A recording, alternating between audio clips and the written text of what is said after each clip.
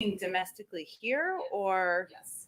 Well, first, I would say that the president's set a clear objective from the beginning, which was to end the war, play any role we can ending the war, and bring it to a conclusion as quickly as possible. And at the beginning, that seemed highly unlikely, given there were thousands of rockets falling on Tel Aviv, and the Israelis were on a war footing and preparing for, by many reports, a ground invasion. So I would say what's important to look at and reflect on here is historic precedent and the fact that the conflict in 2014, many more lives were lost.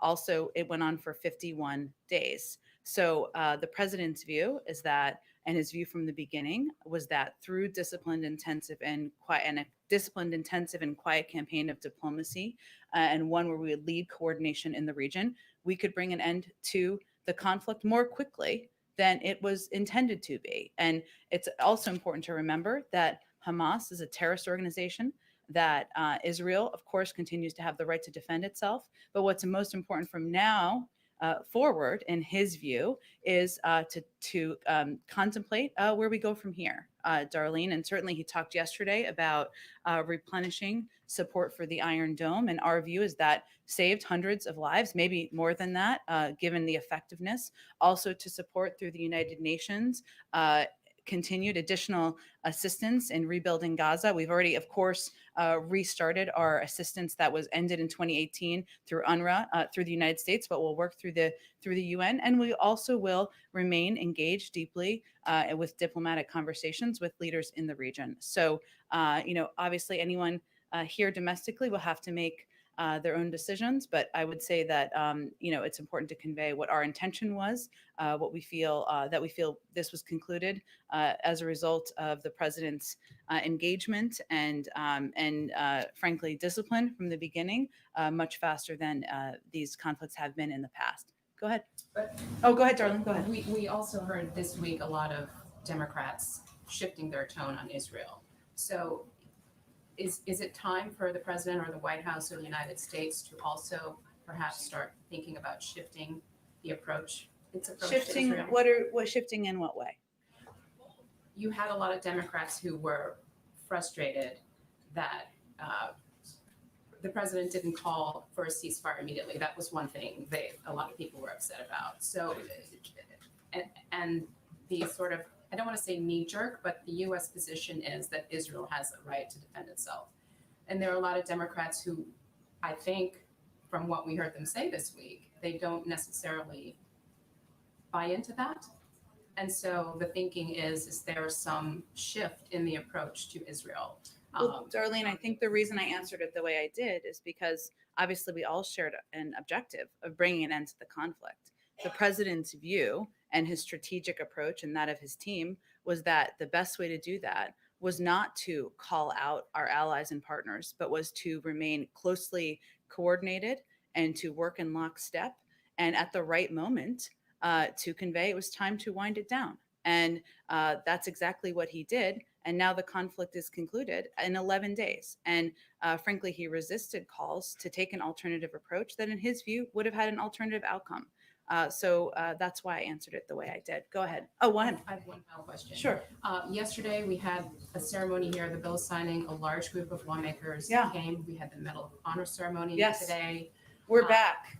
The meeting with the Kennedy Center Honors that we were told President and First Lady had. I've seen handshakes, hugging, kissing. Yes. Is the White House open again? Can you talk about some of the considerations that went into these events over the past couple of days? And is this the norm, the new norm, new norm going forward? I can confirm we are a warm and fuzzy crew, and we like to hug around here. But we were waiting for that to be allowed by CDC guidelines, which we certainly abide by. So we are, as many organizations and companies are, working to implement these guidelines here at the White House. And so what you've seen over the last couple of days is efforts to do exactly that. And that includes welcoming back and having a full briefing room very soon. It includes having more events with more people, and certainly continuing to open the White House up, the People's House up to the American public. Go ahead. Thanks. Back to Israel for a moment. One of the other examples I think that would fit into Darlene's question is this pressure from lawmakers over the $735 million pending sale of precision-guided missiles to Israel. The president said yesterday he's committed to replenishing the Iron Dome, but is he also committed to making sure that sale goes through? We have no plans to change our security assistance that we're providing to Israel.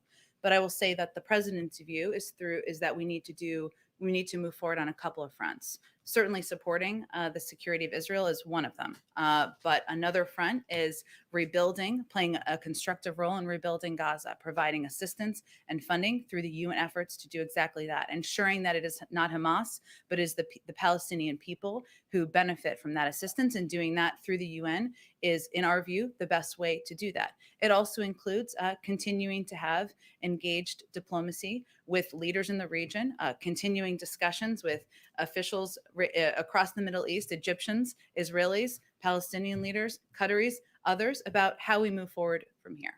One on police reform. It looks like this sort of soft Memorial Day deadline is going to slip without legislation being passed. Is the White House losing some confidence in the bipartisan talks that are going on Capitol Hill? And also, how does President Biden plan to address that issue on Tuesday when he speaks about the anniversary of George Floyd's death? Well, I would say first that the president used the occasion of his joint address, one of the highest profile moments any president has, to speak about, reiterate his view that police reform is long overdue, that the George Floyd Justice and Policing Act is exactly the right forum and bill that could help get that done, rebuild trust in communities. What we've seen from the negotiators, and we've been in close touch with the negotiators as well, is that they still feel there is progress being made. Yes, it's unlikely, as they've conveyed as well, we're going to meet the timeline that the president outlined in his speech, which he did because he felt it was important to lift it up, to be bold and ambitious in how we're talking about such an important piece of legislation. But we have confidence in the negotiators, and we've seen them convey publicly that they feel the vibes are good and they're continuing to make progress. Go ahead. Nation, is the president confident that this ceasefire will hold? And if so, can you explain a bit why? Did he receive any kinds of assurances from Prime Minister Netanyahu? Well, we have strong assurances. Sorry, I don't know why that was a hard word. Let me try again. We have strong assurances from the relevant parties that they are committed to the ceasefire. And obviously, this is something we will be watching extremely closely in the coming days. And I think what's important to note is in the final 24 hours leading up to the ceasefire, obviously the president was deeply engaged before that, but it was especially deeply engaged in that period of time, as were high-level senior officials here. And they were back and forth on the phone between many different parties, the Israelis, the Egyptians who were in touch with Hamas, and others about the importance of not violating, even pre-violating the ceasefire in the hours leading up to it, as we see did not happen. So we will be in close touch with all parties. We clearly will be watching it, but we do have assurances from the relevant parties that they are committed. And yesterday, before this was announced, you said you expected Israel to start winding down their operations because they had achieved significant military objectives. So how much of the timing of this do you think is because of the president's diplomatic approach? And how much of this is simply because the Israelis had exhausted much of their targets in Gaza? Well, I think what's, again, important to remember is to point back to how these conflicts have worked in the past. And we have seen these conflicts last for weeks and weeks, many, many more lives lost. Now, we certainly know there were lives lost in this 11-day conflict. Everyone is a tragedy. But certainly, because of the president's deep engagement, his long relationships, the fact that he set a clear objective from the beginning that we were going to put out the noise and focus on our strategy of deep, intensive, quiet diplomacy, have conversations, not call out our partners and allies, and do our engagements through one-on-one conversations. We certainly think that had an impact. Now, of course, we also were watching closely and we're in touch with them closely about their military successes, and certainly that was a factor, but a part of the discussion as well. And sort of a scheduling question here. There had been an expectation that there was going to be a conversation of some kind today between Republicans on the Hill, some officials here at the White House about the status of infrastructure and Republican counterproposal. Is that meeting still happening today? And can you give us kind of an update on where things stand and any movement that may or may not be happening? Sure, it is happening. It may be ongoing as we speak, but it started shortly before 1 o'clock over video conference this afternoon. Our team, including Steve Ricchetti, Louisa Terrell, Brian Deese, Secretary Raimondo, and Secretary Buttigieg, put forward a reasonable counteroffer that reduces the size of the package from 2.25 trillion in additional investment to 1.7 trillion. And in our view, this is the art, I should say, of seeking common ground. This proposal exhibits a willingness to come down in size, giving on some areas that are important to the president, otherwise they wouldn't have been in the proposal, while also staying firm in areas that are most vital to rebuilding our infrastructure and industries of the future, making our workforce and our country more competitive with China. We actually have every intention to share the complete totality of the counterproposal with you all. We'll just wait for the meeting to conclude to do that. Until then, can you say any more about what was taken out to lower that price tag? Sure. Let me give you kind of some top line details. And then again, what the counterproposal that we'll put out is very detailed. So you'll see all the specifics for yourself. But again, I noted the top line number that was offered.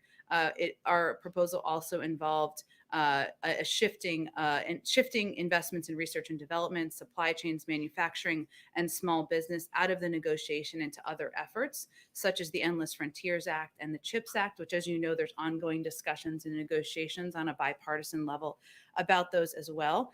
The proposal also agreed to reduce the funding request for broadband to match the Republican offer and to reduce the proposed investment in roads, bridges, and major projects to come closer to the number proposed by the senators. This is all in the spirit of finding common ground. Now, at the same time, as I alluded to, the counteroffer also reflects our view that the Republican offer excludes entirely some proposals that are key to our competitiveness, key to investments in clean energy and in industries of the future and rebuilding our workforce, including critical investments in our power sector, building and construction, workforce training, veterans hospital construction, and the care economy. So we push for increased funding levels for critical transportation infrastructure like rail, especially considering China's level of investment in such projects, as well as the elimination of lead pipes that poison drinking water and resilience projects as extreme weather events, as we've seen around the country, continue to become more common as a result of climate change. And lastly, any changes to how you would like to pay for all of this?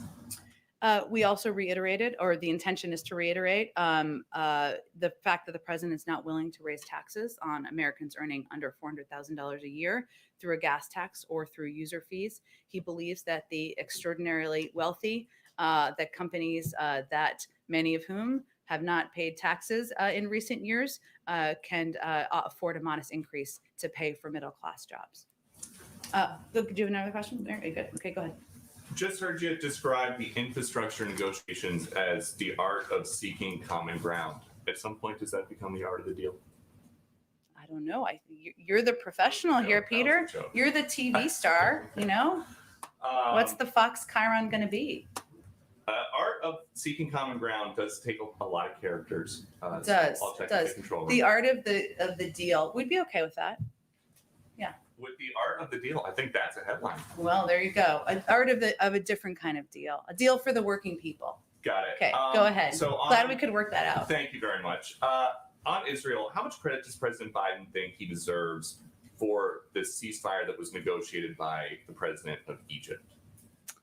Well, first of all, the president's focus was on one objective, which was bringing an end to the conflict as quickly as possible. As you know, and as our briefing day in and day out was evidence of, there was criticism, and as Darlene's question was evidence of, there was criticism coming from many sides. We kept our head down, focused on our strategic objective, focused on intensive, quiet diplomacy to bring an end to the conflict as quickly as possible. Our engagements with the leaders of Egypt, the leader of Egypt was a key part of that discussion and a key part of bringing an end to the conflict, given their important relationships with Hamas. And because we are just trying to understand all these, the dozens of calls and who played what role, the president extended his sincere gratitude to President al-Sisi and the other senior Egyptian officials who played a critical role in the diplomacy. So if their role was critical, how does the White House describe President Biden's role? Well, again, Peter, I think what I can do here, what the president was conveying is that this was an effort much of it coordinated by the United States, much of which he was involved in personally, engagements on the phone, engagements with his team, a commitment and a driving desire to keep the strategy aligned with what we knew would help bring an end to the conflict as quickly as possible. He's also someone who wants to give credit where credit is due, and that includes the role the Egyptians played and the role many countries in the region played in working to bring an end to the conflict. And then quickly, And also his team. I mean, he called out Secretary of State Tony Blinken. He called out his national security advisor, and also our UN ambassador, Linda Thomas Greenfield, who played an important role here as well. Quickly on immigration, the governor of Tennessee says that he was asked and he declined a Biden administration request to house unaccompanied minors. And in coming days or in recent days, there have been some reports that at least 4 planes filled with unaccompanied minors landed in his state, some in the middle of the night. Can you explain what's going on there? Well, as we have been very clear about, children, our objective is to unite these unaccompanied children under the age of 18, with families, with sponsor families. So children have been traveling through Tennessee. They are simply on their way to unite with relatives and sponsors, to meet sponsors in the state, or just traveling through Tennessee until they reach another destination to unite with family members or legal sponsors. As you know, geographically, it's right in a place where there's a lot of states around it. So it's a place where some flights have gone through as children are moving to other destinations. And since this was something that the governor of the state said he didn't want, this is not a case of federal officials trying to sneak something past the state level officials. I think I'm confirming here that Tennessee is a state that is right near in the middle of the country, and some kids have to travel through there to get through their destination. And we've been very clear that our objective is to treat these kids humanely, get them to safe homes, especially homes of loved ones and sponsored families. Go ahead. Point of clarification, you mentioned detailed some of the cuts to the counter proposal. Did I hear you right? That said they're going to find a home in other Senate legislation that's curling through now, like the China bill. So while they're coming out of your counter proposal, they are going to find a home somewhere. There are some components, where there is some overlap in the Frontiers bill and the CHIPS bill, where there is opportunity to still move forward on some of the president's ideas. Gotcha. Republican governors in some 22 states have rolled back those expanded unemployment benefits. What is the White House or the Biden administration doing to preserve those benefits, if anything, at the state level? Well, Jarrett, it is up to, of course, these governors to make a decision about what assistance they want to provide to the people of their states. Our view continues to be that unemployment insurance, of course, at a federal level, which is something we advocate for and would work to pass through Congress, or have worked to pass through Congress, is something that can help people during a time where there are still more than 8 million people out of work make ends meet. And that there is not overwhelming data that suggests that it is a driving factor in people not reentering the workforce, especially at a time where we're continuing to recover from the pandemic. But it is ultimately up to governors to make those decisions. And there's nothing the federal government can do, just to be clear. We can continue to convey what we see in the data, what we advocate for in terms of what we think will help get people back on their feet, and we use every opportunity to do that. The Washington Post just reported some details on the upcoming budget, specifically that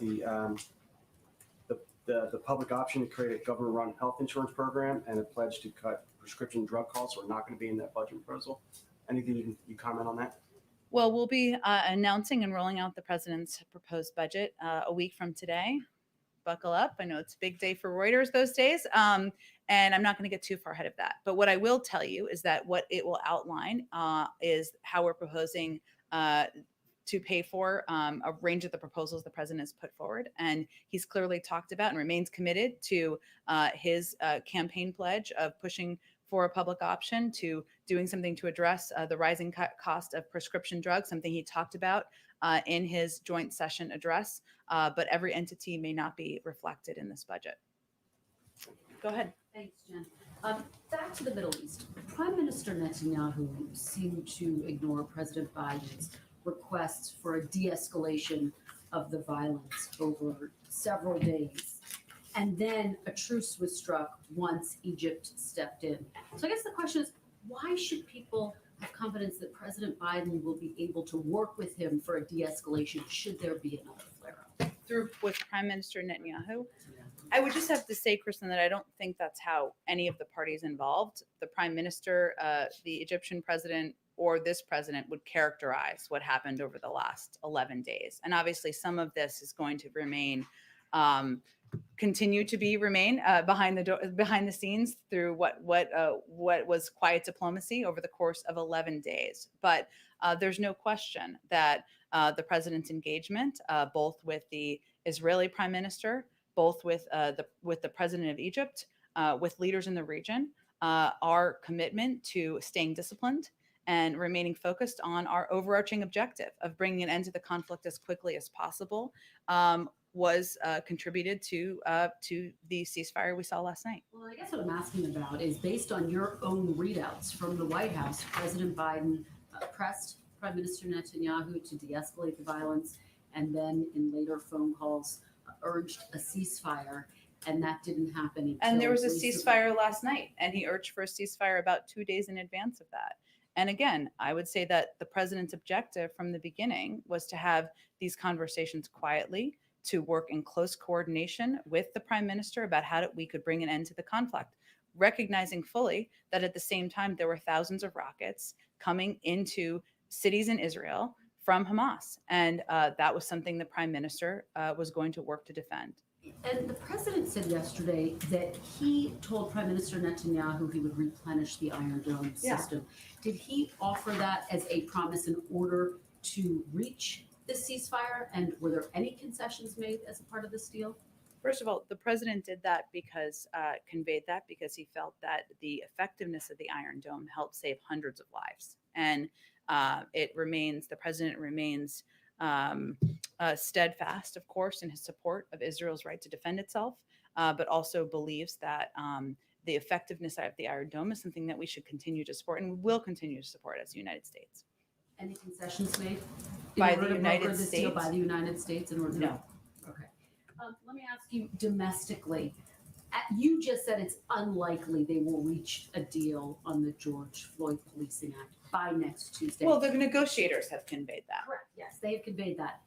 What will the pressure point be if not this 1 year anniversary? How does President Biden make sure this gets done? And if you speak to civil rights groups, interest groups, they want it done this summer. Well, first of all, all of the negotiators are continuing to press forward on working to find common ground to get this done. The president wants to sign it into law. And of course, the anniversary of George Floyd's death, something that impacted the president personally and deeply as it impacted millions of Americans, was a moment to call for action, to call for forward movement. But the negotiators, by all accounts, are continuing to make progress. They're continuing to have good discussions, and that is a positive sign. So, we are not going to slow our efforts to get this done, but we can also be transparent about the fact that it's going to take a little bit more time. Sometimes that happens, and that's okay. By the summer, does the president want this done by the summer? The president wants to sign it into law as quickly as possible. To follow up on something that Mary was asking you, this counter proposal. Yeah. Can you tell us specifically about the corporate tax rate? Has there been any change to the corporate tax rate? Has it come down to 25%, something that Democrats were asking for? Well, again, our counter proposal is primarily focused on the areas of investment, as you'll see when we provide the specific details. And what I reiterated to, which is the president's bottom line about not raising taxes on people making less than $400,000. The Republican ranking members and leaders to take a fresh look at the fact that many corporations can afford to pay a little bit more taxes, and so can many on the highest income. That was really what was in our counter proposal in terms of what was discussed in the meeting. I don't have a readout of that quite yet. Yet to the corporate tax rate that you're aware of? Well, The proposal of the corporate tax I'm not rate. a mathematician, otherwise I wouldn't be here. But obviously, we proposed a package that was $500 billion less expensive. So it needs less pay-fors. But what that looks like will have to be a part of the negotiation. Go ahead. Thanks, Shannon. I'm hoping you can give us an update on international inbound travel. Wondering if the administration. I wish I could. It's a very popular question. Well, I was going to ask if the administration feels any urgency ahead of the summer high season to make any new policy moves. Well, we certainly understand the desire of many Europeans to come travel to the United States and vice versa. And people, that's part of returning to normal and part of what will make people feel good about the efforts to fight the pandemic. But we can't respond to public pressure or even emotion. We have to rely on the health and guidance, the guidance of our health and medical experts, which is exactly what we'll do. But in terms of that guidance, at this point, the CDC is saying for vaccinated individuals, they can go in and outside large crowds, small crowds,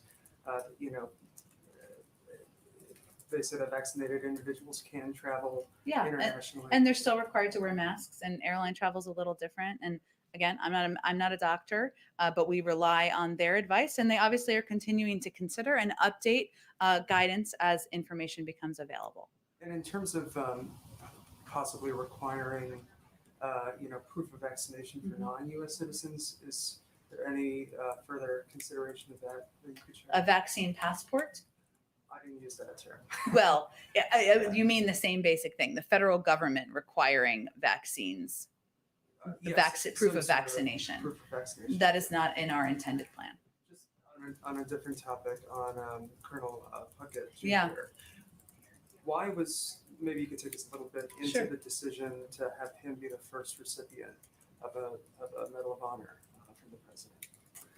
Well, clearly he has an incredible personal story and is part of what the president feels is one of the greatest generations in history. And he also has a great deal of support for the sacrifices he made and the incredible story we just heard the president tell at that event. And the president, I think, felt it was important to honor him, recognize him, as one of the first people, given the service that he paid to the country, and the fact that he is still a young man, but someone we want to recognize while his family can celebrate with him. Go ahead, Ann. Let me try a different version of Kristen's question on Israel. Okay. So on Wednesday, the readout of the president's call with the prime minister was pretty blunt in saying that the president had told the prime minister he expected to see a significant de-escalation that day, Wednesday. The ceasefire didn't come until more than 24 hours later, 36 hours later, 2 a.m. Friday local time. Was the president concerned, and was there any consternation around here as the day wore on Wednesday and moved into Thursday, that the prime minister was blowing him off, not listening to him, not doing what the president had asked him to do? No, and that is not a reflection of what happened behind the scenes either. Clearly, the president felt it was important to convey, even in a public readout, that his view and the view of the United States was it was time to move toward a ceasefire. And just over 24 hours later, there was an agreed ceasefire. And that required additional conversations behind the scenes, many of which the president was involved in himself, as you well know, because we did readouts of them. It required also an agreement, as you know, Anne, from the other side, and required an agreement from Hamas that they also would engage in the ceasefire, hence the conversation the president had with President El-Sisi on Thursday, just yesterday morning. That was a factor that led to that agreement on that side. So it was the moment in the discussions and negotiations where the president felt it was important to convey that publicly. Obviously, he was careful about what he conveyed publicly, what he said publicly, what we said in readouts publicly, but it was a reflection of that. But over the last 24 to 36 hours were clearly pivotal in bringing an end to the conflict. But it's unusual for a president to throw a flag like that and to say to a foreign leader that effectively the U.S. president is setting a deadline for specific action. If that specific action isn't met in the deadline the president sets, even though I completely take your point that there was a ton of other stuff happening and it wasn't a terribly much longer time period than the one the president has set, is there a risk that the president looks in any way weak or ineffective in having set the deadline to begin with? Well, first of all, there was a ceasefire in 11 days. That was 1/5 of the length of time of the 2014 conflict, with far fewer lives lost. This was accomplished in part because of intensive, quiet diplomacy, where we did not make him or leaders in the United States the centerpieces of this effort, because we felt that was not that the most important thing we could do was play a role behind the scenes. That's exactly what we did. The conflict has now ended. There is a ceasefire just over 24 hours after that call was made, and that was an important point to convey publicly. But no, that is not our view from here. One other topic, this month, the Justice Department had informed Washington Post reporters, and then this week, CNN reporter, that the previous administration had obtained their phone records as part of investigations into presumed leaks that led to news stories. What is this administration's view of the appropriateness of seeking reporters' phone records, and do you plan to continue those investigations? Well, first, I will say that I learned of this issue for the first time after CNN's report yesterday, and I know similar sentiments have been expressed from many parts of this government. As I understand it, the records sought and the legal process to obtain them began, as you noted, during the prior administration. We, of course, this president is committed strongly to the rights of the freedom of press, as you have seen for decades, and standing up for the rights of journalists. And the Justice Department conveyed yesterday that they intend to meet with reporters to hear their concerns about recent notices, and they certainly intend to use the Holder model as their model, not the model of the last several years, but really these decisions would be up to the Justice Department. Well, the Holder model included pretty significantly aggressive leak investigations. The specific question, though, is the appropriateness of seeking and seizing personal phone records from journalists. Does this administration believe that's an appropriate tactic? Well, again, it was done by the prior Department of Justice. I would send you to the Department of Justice for any comment on what their intentions are moving forward. Go ahead. There was a Marist poll that came out earlier weighing race relations in the U.S. with 17% of people saying that they did not believe that things had, 17% believing, only 17% things had changed. Earlier, you talked about police reform and what the administration is doing. You mentioned building trust in communities, but what does that actually mean? Well, I think the reason I referenced that is because obviously passing, or our view, I should say, is passing the George Floyd Justice in Policing Act into law, ensuring that there is more accountability, more requirements and restrictions in place for departments across the country, and also it would be a contribution to rebuilding trust in communities. Obviously, there's more that needs to be done beyond that. That's not the only step, far from it, but I think our view and the president's view is that signing this bill into law would make a contribution. Also, what concerns, with concerns among parents about potential long-term effects on children associated that have gotten the vaccine, any type of surveillance outside of the 2-year plan that's been described by Pfizer has the administration considered to help kind of quell the concerns of parents? Just so I understand your question, you mean surveillance of the impacts on kids? Well, first, I would say that the most important thing we can say, message we can convey from this administration is it's okay to have questions and concerns. And your primary care physicians and doctors are absolutely the right people to answer these questions now and a year from now and 3 years from now. And certainly there has been a great deal. The process of approving vaccines in the United States is the gold standard. We have the highest standards in the world, and our health and medical experts are confident in that. But we also know, I'm a parent, many of us are parents. Parents have questions about what this means for their kids, and that's okay. That's valid. That's one of the reasons why we are trying to fund and empower local leaders, civic leaders, medical experts, partnering with primary care physicians so that parents feel like they can ask these questions to people they trust, right? Who they've been taking their kids to for years. Lastly, the Department of Agriculture today published the first notices of the funding available. And so for Black farmers who've been talking about, they have felt like there's a lot of racism within that system. We know that the banks had sent a letter to Secretary Vilsack earlier, pushing back on those funds being available. And many farmers took it as a threat. What is the administration prepared to do if we start to see that then banks don't offer any loans to Black farmers because of that decision? Well, I know this is very much on the mind of Secretary Vilsack in terms of ensuring equity and how these funds are being distributed and delivered around the country. I'd probably have to check with the Department of Agriculture and kind of the status of this letter. I haven't been following this as closely. Go ahead in the back. On infrastructure, you mentioned some of the items removed in this Yeah. newest counteroffer, kind of migrating to other proposals, other pending legislation. Could some of those then be included in the families plan? Well, look, I think the reason I referenced the CHIPS proposal and, of course, the Frontiers proposal is because, as you know, those are negotiating and working their way through in a bipartisan fashion at this point in time. But as I've also said from here, but I'll restate, what the president's put forward is a bunch of large, bold ideas, right? The mechanisms and the mechanics of how they move forward, we're very open to working with Congress on what that looks like. So there is some overlap in some of the pieces proposed in the jobs plan with some of the components in the CHIPS plan and the Frontiers plan. Hence, there's an opportunity to move those ideas forward. But beyond that, obviously he'll continue to press for these in the months ahead.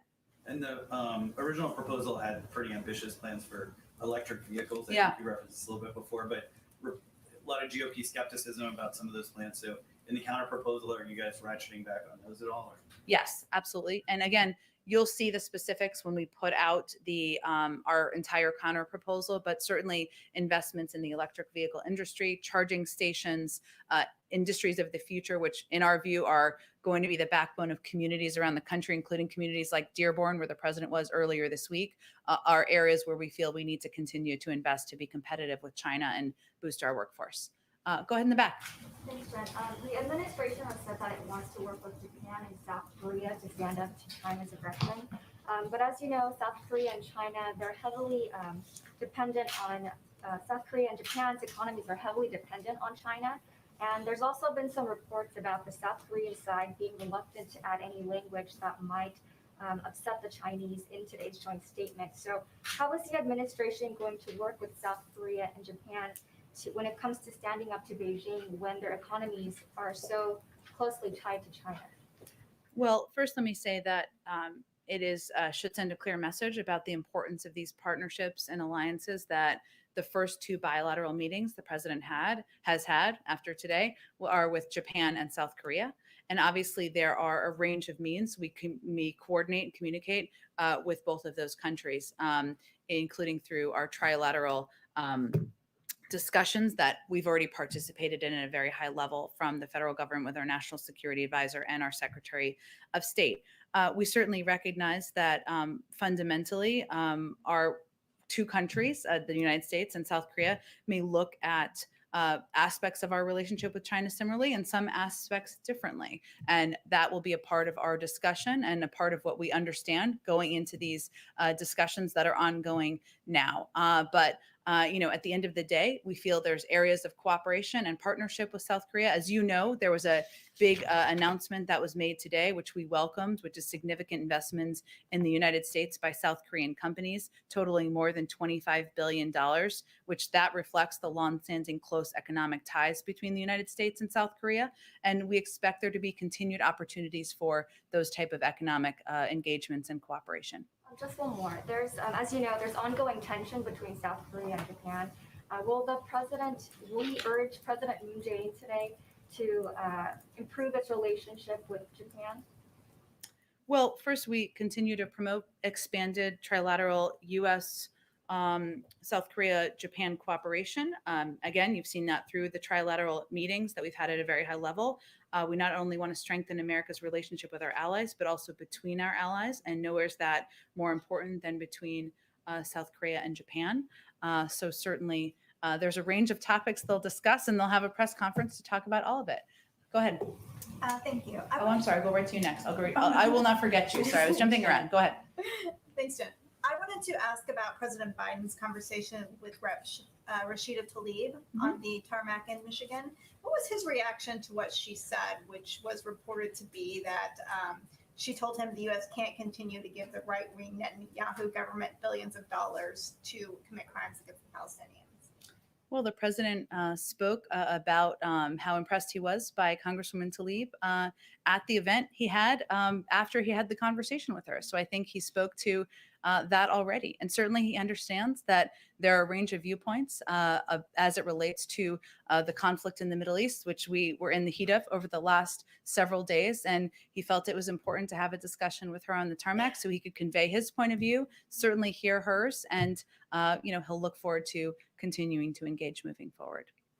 Go ahead. Thanks, Jen.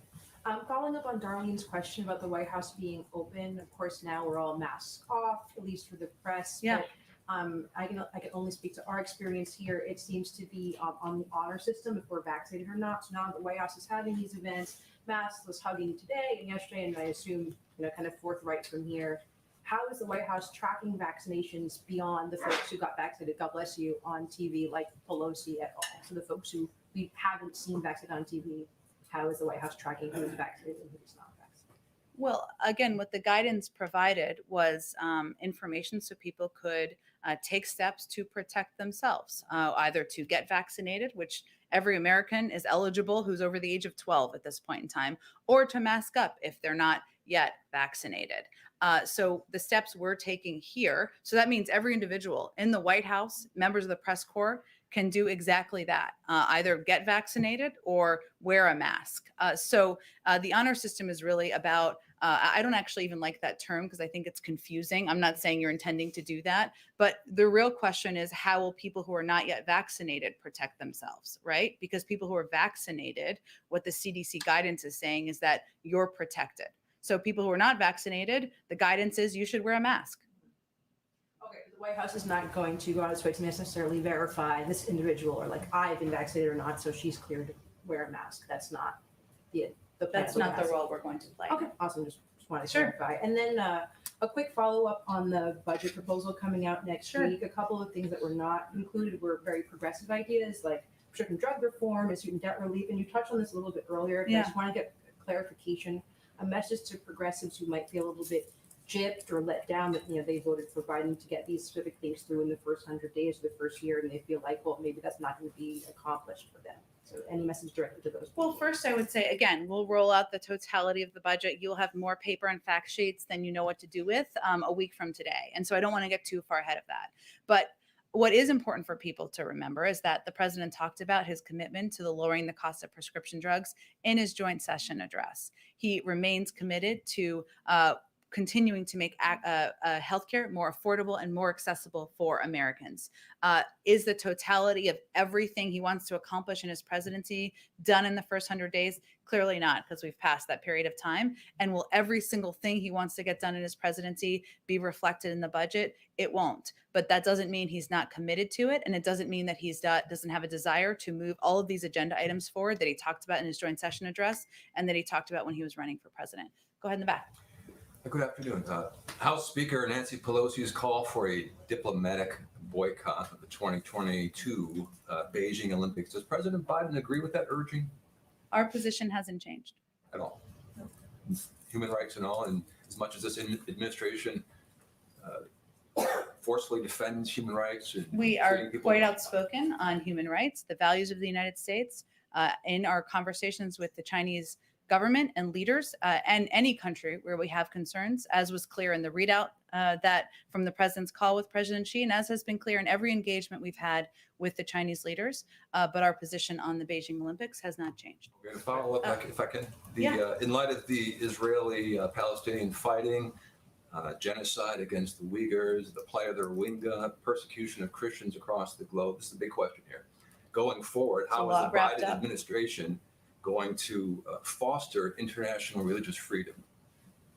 Well, there was a lot wrapped up in there. What I will tell you is that, broadly speaking, the president and the administration, the Secretary of State, will continue to advocate for freedom of religion, freedom of expression, freedom of media around the world when they have engagements diplomatically, when we have bilateral meetings, through public and private conversations. Closer to home, finally, we've seen gas prices rising. It's a much different topic here. Gas prices rising significantly, and we all know that they hurt poor people. They hit them the hardest. Right? Every dollar that comes in. That's why it's so perplexing that some are proposing user fees, but it's another topic. Right. Well, You want to continue on your?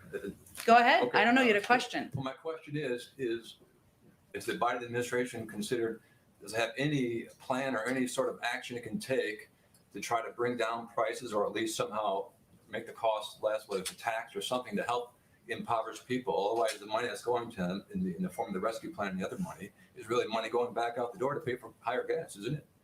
Well, first, I would say that the president's plans, his proposals, whether it was the American Rescue Plan, his American Jobs Plan, his American Families Plan, have all been proposed through the prism of what he can do to help working people, help people trying to make ends meet, help people trying to put food on the table. His proposals have helped cut childhood poverty in half by this year. It's helped put 1.5 million people back to work, has helped ensure that families and parents have a little bit of extra assistance so they can cover the cost of childcare. So that has been the prism through which he's made all of his proposals. I have to wrap this up in a minute here. Just But a quick point of clarification. What did you mean when you said that when it comes to spying on journalists, this DOJ is going to follow the Holder model? Because Eric Holder was the Attorney General when the DOJ was spying on the Associated Press and was obtaining phone records for bureaus and individual journalists? Well, the question that was asked, which was a good question, was about the records that were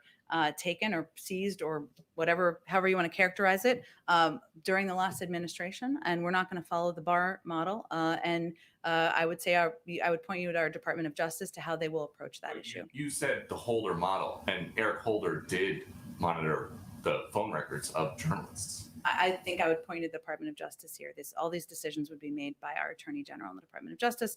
And again, they are going to be meeting with journalists to hear their concerns. And certainly we will continue to advocate for freedom of press, freedom of expression in the United States, of course, but also around the world. Thank you, everyone.